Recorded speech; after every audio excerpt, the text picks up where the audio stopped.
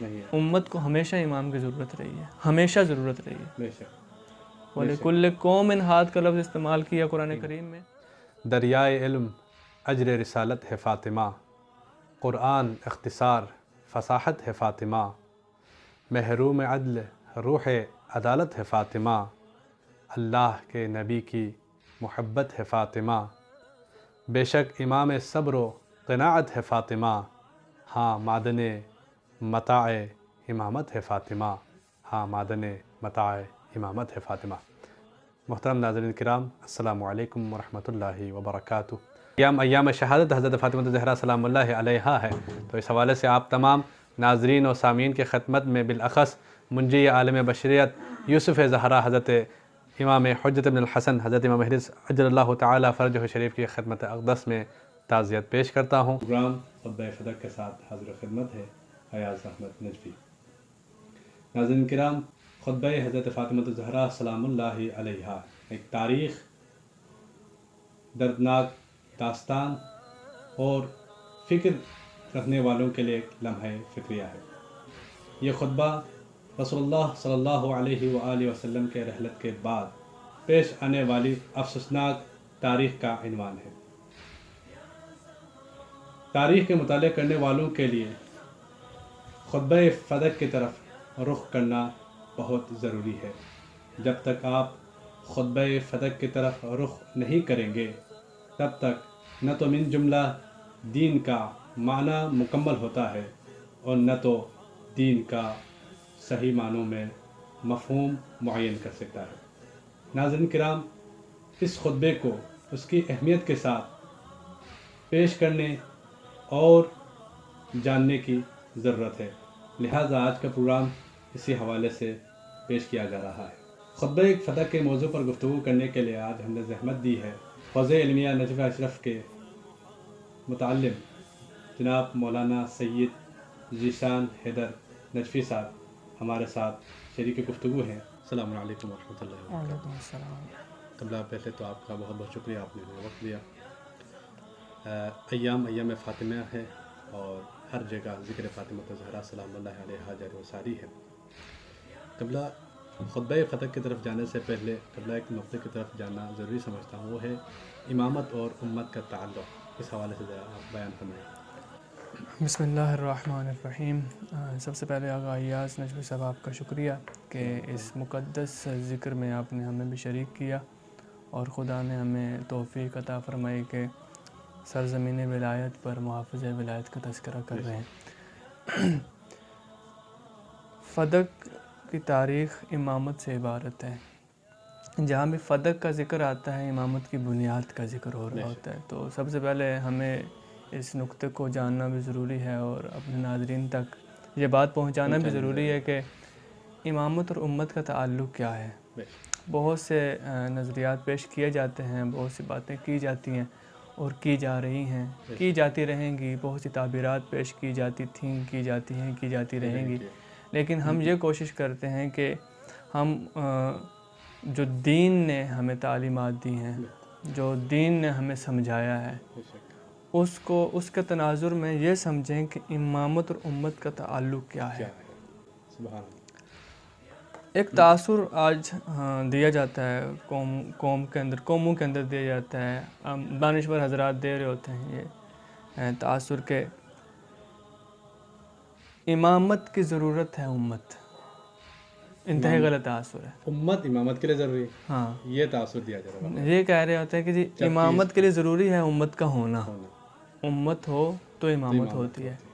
اس تاثر کو سرے سے ہی باطل قرار دیا جائے، بلکہ اس تاثر کا سرے سے انکار کیا جانا چاہیے کہ دیکھیں امامت کی ضرورت امت نہیں ہے بلکہ امت کی ضرورت امامت ہے. سبحان اللہ.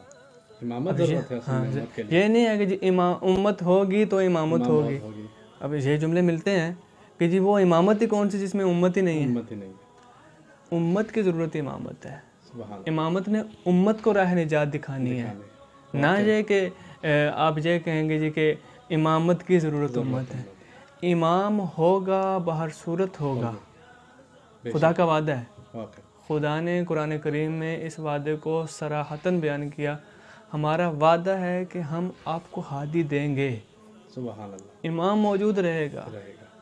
اب امت کی ذمہ داری ہے کہ اس امام کی طرف رجوع کرے.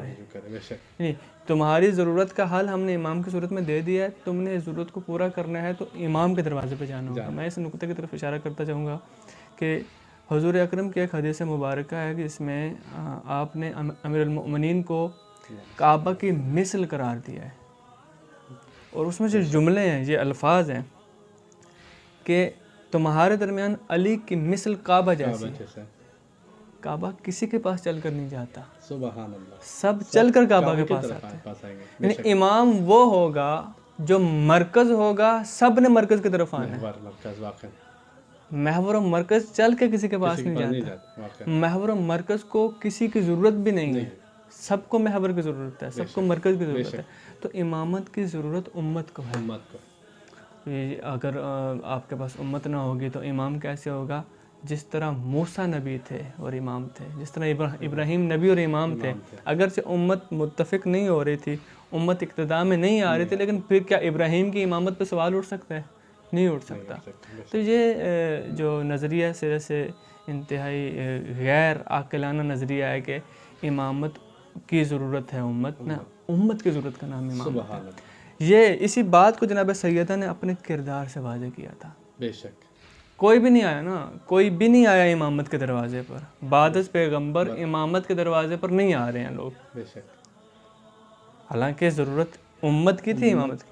اگر آپ کا یہ نظریہ، جس کو آپ نظریہ بنا لیتے ہیں کہ جی امت ہوگی تو امامت ہوگی، اور امت ہی نہیں ہے تو امامت ہی کون سی، اور جو امامت کے، پھر تو اس طرح یہ بات درست ہوگی کہ جو امامت کی کرسی پہ بیٹھا ہوا ہے، امت نے جس کو بٹھا دیا ہے وہ درست ہو گیا. نہیں، امامت اپنی جگہ ایک مسلم حقیقت کا نام تھا.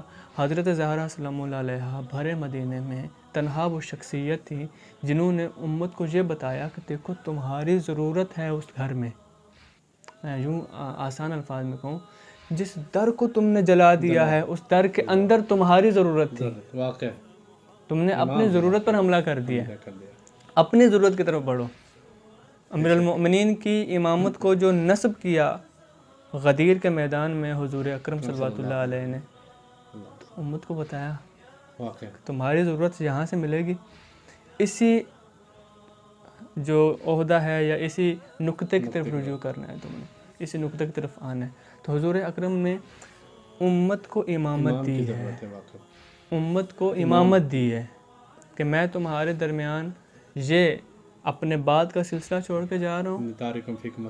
ثقلین بھی، اور اس کے علاوہ حدیث غدیر خود واضح وضاحت کریں، جس طرح نبی کو امت کی ضرورت نہیں ہوتی ہے، اس طرح امام کو بھی امت کی ضرورت نہیں ہوتی. سبحان اللہ. اگر سارا زمانہ مل کر رسالت مآب صلی اللہ علیہ وآلہ وسلم کی رسالت کو نہ مانتا، وہ وہاں رسول تھے، ان کی ذمہ داری ادا ہو چکی تھی.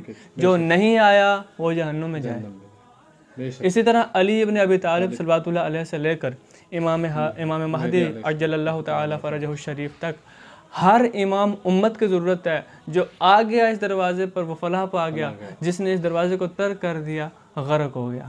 سبحان اللہ. تو جناب سیدہ نے بھی اپنے کردار سے امت کو یہ بتایا کہ جس طرح تمہاری ضرورت امامت ہے، بحیث امت، بحیثیت امت میں زہرا کی ضرورت بھی امامت ہے. سبحان اللہ. اب ایک اور نقطے کی طرف جو ہے نا متوجہ ہونا ضروری ہے. سیدہ کی ذات مدینے کے شہر میں، اس دربار میں بی بی اسی بات کو واضح کر رہی ہیں کہ علی تمہاری ضرورت کا نام ہے، یہ ممبر علی کی ضرورت نہیں ہے. سبحان اللہ. اگر اس ممبر پر تم کسی اور کو بھی بٹھا لو گے تو تم نے اپنی ضرورت کو جو ہے وہ دفع کیا، اپنے پاس سے دور کیا ہے، تم نے اپنی ضرورت کو چھوڑا ہے. بے شک. علی بن ابی طالب کو تمہارے ممبر کی ضرورت نہیں ہے. امت کو ہمیشہ امام کی ضرورت رہی ہے، ہمیشہ ضرورت رہی ہے. بے شک. وَلِكُلِّ قَوْمٍ ہاتھ کا لفظ استعمال کیا قرآن کریم میں. اِنَّ عَلَيْنَا لَلْهُدَىٰ وَإِنَّ لَنَا لَلْآخِرَةَ وَالْأُولَىٰ کا مفہوم ہی یہی کہتا ہے کہ تمہاری ضرورت ہے ہادی، ہم نے تمہیں دینا ہے. سبحان اللہ. تم ہادی کی ضرورت کبھی نہیں. بے شک. تو بہترین انداز میں آپ نے یہ مفہوم واضح کر دیا کہ امت کو امام کی ضرورت ہے، نہ کہ امام کو امت کی ضرورت ہے. اگر یہ سمجھے کہ ان دونوں کا تعلق کیا ہے تو واقعاً امت جو ہے راہ ہدایت پا جائے گی.